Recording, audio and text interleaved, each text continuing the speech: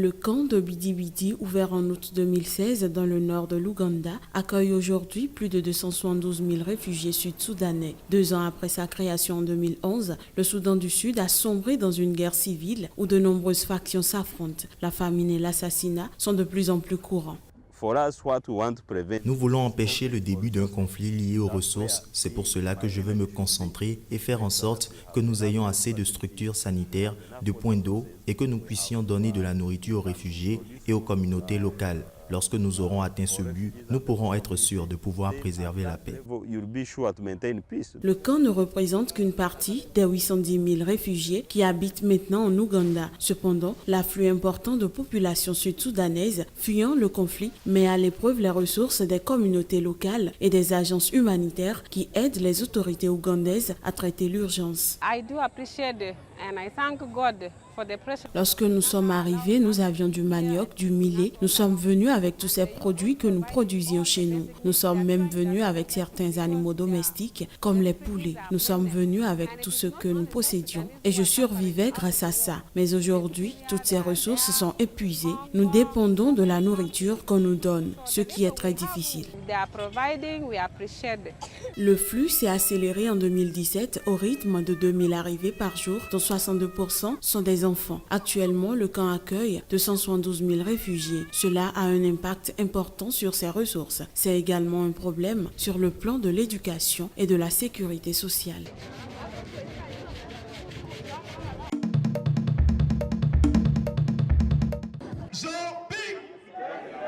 Devant quelques milliers de partisans qui scandaient Ping président et portaient son effigie sur les affiches et les vêtements, Champing a tenu un premier rassemblement d'ampleur ce samedi à Libreville pour réaffirmer son intérêt à prendre la présidence du pays.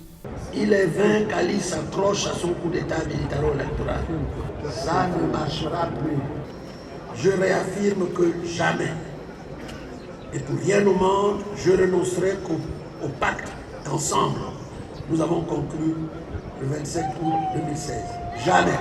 Pilier du régime du défunt Omar Bongo Odemba, père de l'actuel chef de l'État, Champing a été crédité par la Cour constitutionnelle de 47,24% des voix contre 50,66% pour Ali Bongo après les élections du 27 août 2016. Ses partisans dénoncent la partialité de la Cour et avancent notamment le report de la mission électorale d'observation de l'Union européenne qui parle d'anomalie, mettant en cause le résultat final de l'élection. Nous avons tous été humiliés par la proclamation des résultats.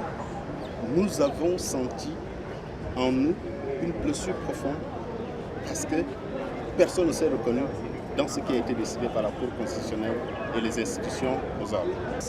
Et ceux qui se sont retrouvés ici, ce sont ceux qui réclament la vérité des urnes. Et moi, je fais partie de cela.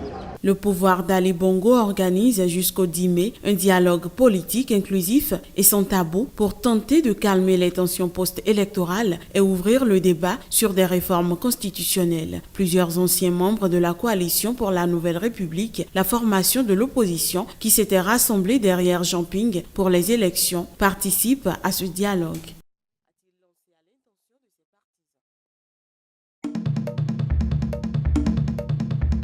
Ils réitèrent leur engagement à œuvrer pour le développement de la zone franc. Dans un contexte économique marqué par des incertitudes au plan international comme régional, les ministres des Finances et les gouverneurs des banques centrales se sont engagés à Abidjan au renforcement du principe de solidarité dans la zone afin d'apporter les réponses concertées et communes aux défis économiques, sociaux et sécuritaires. Aujourd'hui, nous avons une monnaie stable dans laquelle les investisseurs ont confiance, dans laquelle les citoyens qui utilisent au quotidien cette monnaie ont confiance. Et si on l'apprécie au regard justement des critères objectifs, eh bien c'est une monnaie aujourd'hui qui est solide et qui appuie justement le développement de nos économies. Présent lors de cette importante rencontre sur l'avenir du CFA, le ministre français de l'économie Michel Sapin s'est retranché derrière la souveraineté des Africains sur le sujet, refusant d'évoquer le débat sur le franc CFA en Afrique. Sur le franc CFA, je n'ai rien à dire de plus que ce qu'ont dit les Africains eux-mêmes. Je répète toujours cette phrase parce que j'y crois profondément.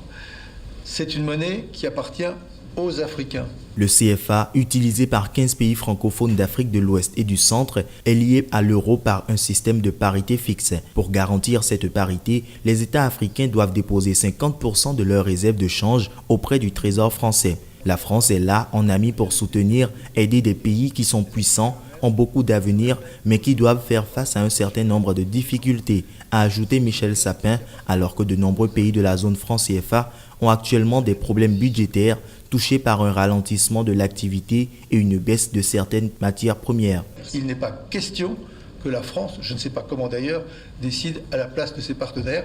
Nous sommes là en appui, nous sommes là en soutien, nous sommes là pour garantir la convertibilité, ce qui est très important pour la stabilité globale de la zone, mais c'est les Africains et les Africains seuls qui décideront de l'avenir de leur monnaie. La zone franc comprend 14 pays d'Afrique subsaharienne, le 15e membre est l'archipel des Comores.